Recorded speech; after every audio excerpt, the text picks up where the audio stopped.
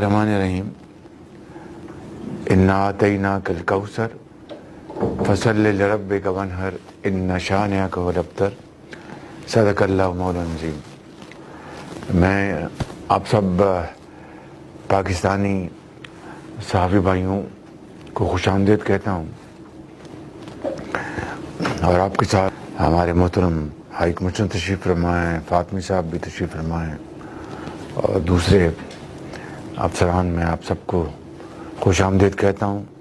تو جیسا کہ آپ جانتے ہیں کہ میں اقوام متحدہ کے جو سالانہ جو ہوتا ہے اجتماع، وہاں پر میں شرکت کر کے پاکستان انشاءاللہ واپس جا رہا ہوں۔ میری وہاں پر مختلف ممالک کے سربراہان سے، وزرائے اعظم سے ان سے ملاقات ہوئی، برطانیہ کے وزیر اعظم سے ملاقات ہوئی، بڑی اچھی وہاں پر گفتگو ہوئی، اور بنگلہ دیش کے جو ڈاکٹر یونس ہیں انٹرم گورنمنٹ کے ہیڈ، ان سے بڑی اچھی ملاقات ہوئی۔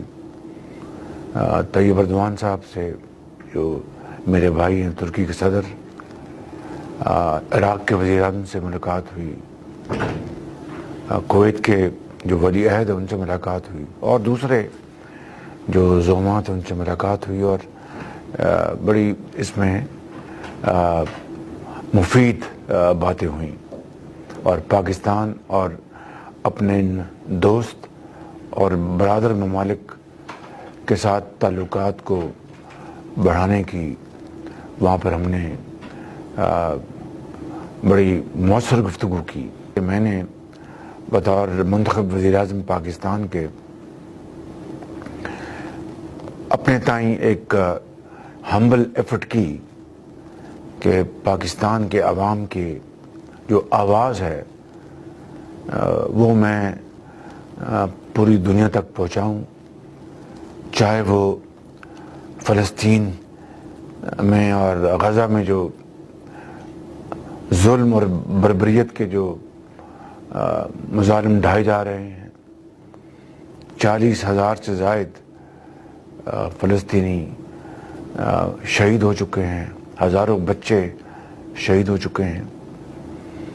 اسی طرح لبنان میں جو حملے کیے گئے ہیں، اس کی ہم نے بھرپور مذمت کی، اور یعنی خلاصہ یہ ہے کہ میں نے کہا کہ فلسطین اور غزہ میں فی الفور جنگ بندی ہونی چاہیے، اور معصوم لوگوں کا جو لہو بہہ رہا ہے وہ بند ہونا چاہیے فی الفور، اور عالمی ضمیر کو جاگنا چاہیے، اور ایک جو آزاد ریاست ہے فلسطین کی، وہ اس کا قیام فی الفور ہونا چاہیے۔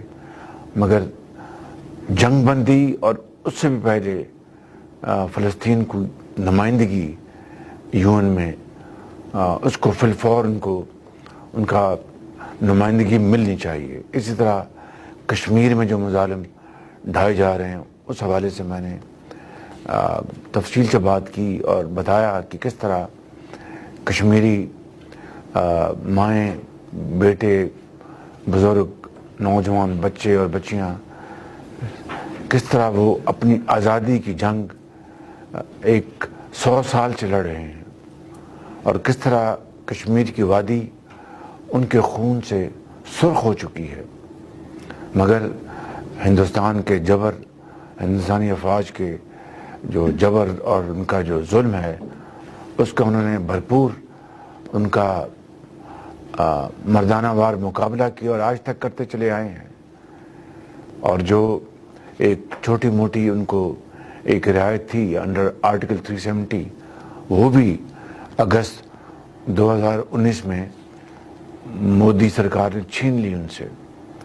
تو یہ UN کی قراردادیں، اقوام سیکورٹی کونسل کی قراردادیں، اور ہیگ میں انٹرنیشنل کورٹ آف جسٹس کا فیصلہ، اور پوری دنیا کی مذمت، اور کشمیریوں اور فلسطینیوں کے ساتھ ان کی پوری سپورٹ.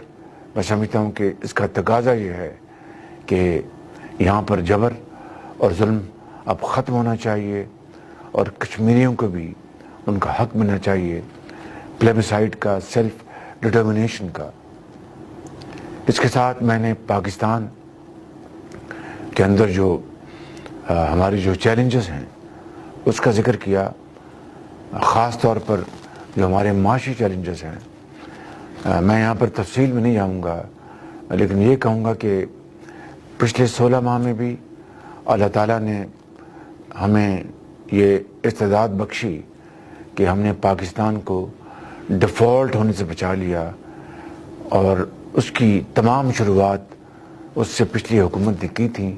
پاکستان ڈیفالٹ کے دہانے پہنچ چکا تھا, اور اب تعالیٰ نے اپنی کمال مہربانی سے اور اجتماعی کاوشوں سے ڈیفالٹ سے نہ صرف بچے بلکہ ایک سٹینڈ بائی ایک ایگریمنٹ بھی ہوا, اور اس کا آج الحمدللہ پھل یہ ملا ہے کہ ہمارا ایک جو ایکسٹینڈڈ پروگرام وہ 25 تاریخ اسی مہینے وہ منظور ہوا, $7 ارب کا. اسی دن میری IMF کی جو MD ہیں کرسٹلینا, ان سے ملاقات ہوئی. اسی دن میری ورلڈ بینک کے صدر اجے بنگا سے ملاقات ہوئی, اور دونوں نے پاکستان کی جو معاشی صورتحال ہے اس کے اوپر انہوں نے بہت ہی مثبت انہوں نے بیانات دیے, اور کہا کہ پاکستان اب الحمدللہ جو ایک بہت ہی گہرے سمندروں میں جو پاکستان معاشی طور پر ہچکولے کھا رہا تھا اس سے نکل چکا ہے. اب سٹیبلٹی اور ترقی کی طرف اب انشاءاللہ ہم رواں دواں ہیں. تو میں سمجھتا ہوں کہ یہ عالمی اداروں کا یہ بیان آج بھی میں نے پڑھا ہے, جو نیتن ہے ان کا IMF کا جو ایک نمائندہ, اس کا ایک آرٹیکل چھپا ہے, اور اس میں انہوں نے لکھا ہے کہ پاکستان اب استحکام اور معاشی ترقی کی طرف اب رواں دواں ہے. آپ سب جانتے ہیں کہ الحمدللہ مہنگائی اس وقت 9.6% پہ ہے, جو کہ اسی مہینے پچھلے سال 32% پہ تھی, اور اسٹیٹ بینک نے ابھی پالیسی ریٹ 2% کم کیا ہے, جو کہ اب 17.5% پہ آ چکا ہے. اور اسی طریقے سے پاکستان کے اندر جو عام اشیاء خرد و نوش ہیں ان کی قیمتیں بھی مستحکم ہو رہی ہیں, اور وہ جو بوجھ تھا, بدترین مہنگائی کا بوجھ غریب آدمی کو جس نے اپنے بوجھ تلے کچل دیا تھا, وہ الحمدللہ اب وہ صورتحال بہت بہتر ہو چکی ہے, اور معاشی ترقی کی طرف ہم انشاءاللہ بڑھ رہے ہیں. لیکن اس کا مطلب یہ نہیں کہ ایوری تھنگ از ہنکی ڈوری. بے پناہ محنت, بے پناہ قربانی, بے پناہ پسینہ بہانا ہوگا. جو ہمارا جو ٹیکس بیس ہے اس کو بڑھانا ہوگا. جو لوگ پہلے ٹیکس دیتے ہیں ان کے اوپر مزید ٹیکسوں کا بوجھ لا دیں گے, نہ ملک ترقی کرے گا, نہ ٹیکس بڑھیں گے, نہ معاشی ترقی ہوگی. ہمیں ٹیکس بیس بڑھانا ہوگا, اور اشرافیہ جس کی ذمہ داری ہے, آج تک اگر قربانی دی ہے پاکستان میں تو عام آدمی نے دی ہے, چاہے وہ مہنگائی ہو ان کے اوپر بوجھ پڑا, چاہے وہ ٹیکس لگے ان کے اوپر بوجھ پڑا, چاہے دوسرے اخراجات ان کے اوپر بوجھ پڑا. آج عام آدمی 77 سال قربانی دیتا ہے. آج قربانی دینے کا وقت اشرافیہ کا ہے. جو ہیوز جو ہیں, ہیو ناٹس تو بیچارے مہنگائی کے بوجھ تلے پس گئے, اور انشاءاللہ ان کو اب اس میں سے نکالنے کا وقت ہے. اور جن کو اللہ تعالیٰ نے صاحب حیثیت بنایا ہے ان کا آج یہ فرض ہے, اور مجھے یقین ہے کہ وہ بڑھ چڑھ کر اظہار اور قربانی کا مظاہرہ کریں گے, اور پاکستان کی ترقی اور خوشحالی میں اپنا ہاتھ بٹھائیں گے. میں پہلے بھی بات کر چکا ہوں, آج پھر کہنا چاہتا ہوں کہ IMF کا پروگرام یہ پایا تکمیل تک نہ پہنچتا اگر ہمارے انتہائی برادر ملک سعودی عربیہ،